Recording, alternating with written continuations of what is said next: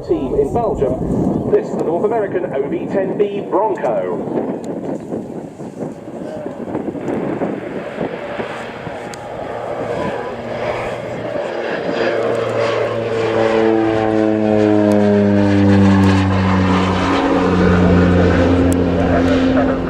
Scampton 2,200 feet.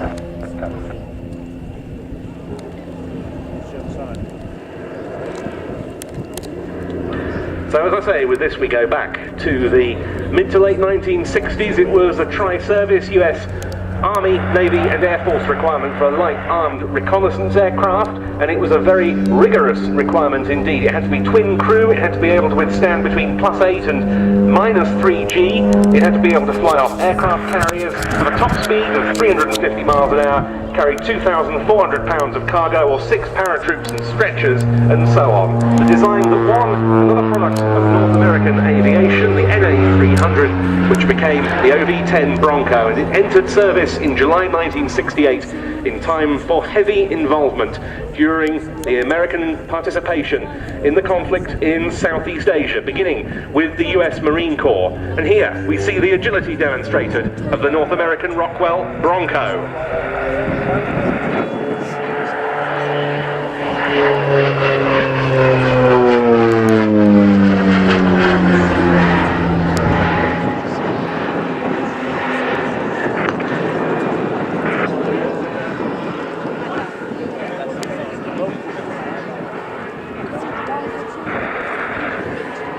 The Marine Corps took them into action first, followed by the Air Force.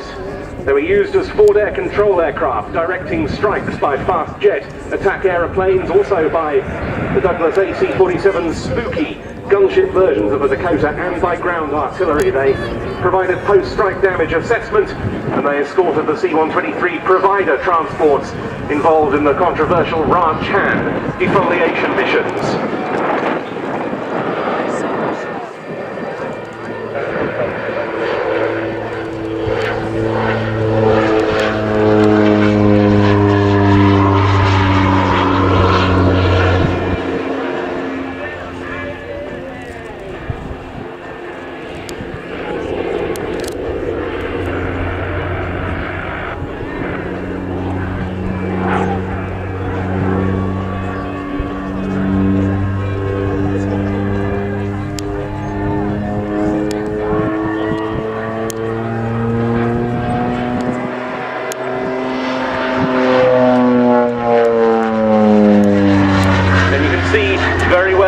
Just what an agile, a tight-turning aeroplane the Bronco has always been. In total, 81 of these aircraft were lost in the Vietnam War, mainly with the US Air Force. One Air Force Bronco pilot in Southeast Asia, Captain Steve Bennett, won the Congressional Medal of Honor. For his sacrifice, he was engaged in a fire control mission involving US Navy ships when he was diverted to support some American troops who were under attack by North Vietnamese infantry. His aircraft was hit by an SA-7 surface-to-air missile and was ditched, which was a hazardous operation in an OV-10. The forward air controller, a Marine Corps crewman in the back seat, got out, but Bennett lost his life. Later on, Broncos went to war again with the US Marine Corps in Operation Desert Storm in the Gulf in 1991.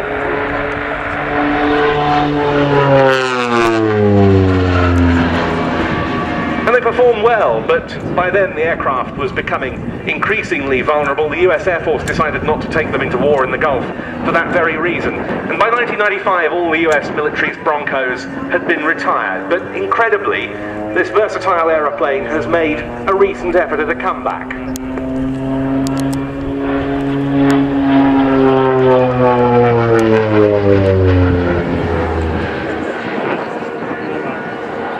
Because of course, light attack and counter-insurgency missions are much in the minds of today's military strategists, owing to the type of conflicts that air arms and ground forces have found themselves involved. And two upgraded OV10G Plus Broncos have been evaluated under a requirement for a light armed warplane for use in Afghanistan. No procurement resulted, but they deployed to Afghanistan last year and reportedly performed excellently.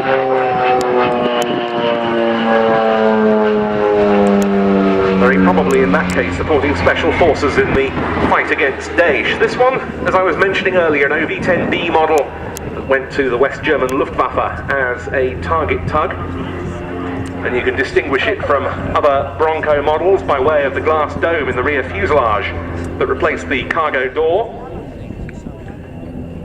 It stayed in use until the Pilatus PC-9 and the IAI Westwind superseded them in the 1990s.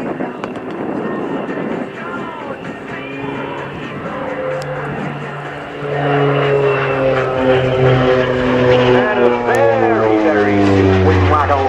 89 degrees angle of bank is what's being applied there for the final pass of this aircraft from the Bronco demo team coming to us from Kortrijk Wevelgem in Belgium.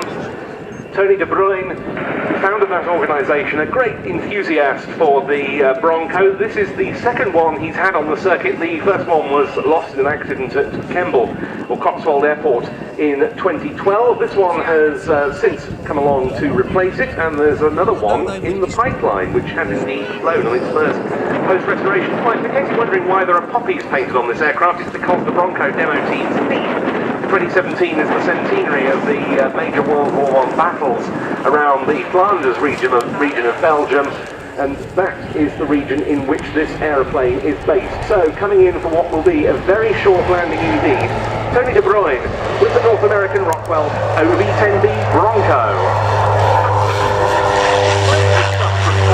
We're going to stick with classic American aircraft, in fact, a type from a rather similar era, and it's my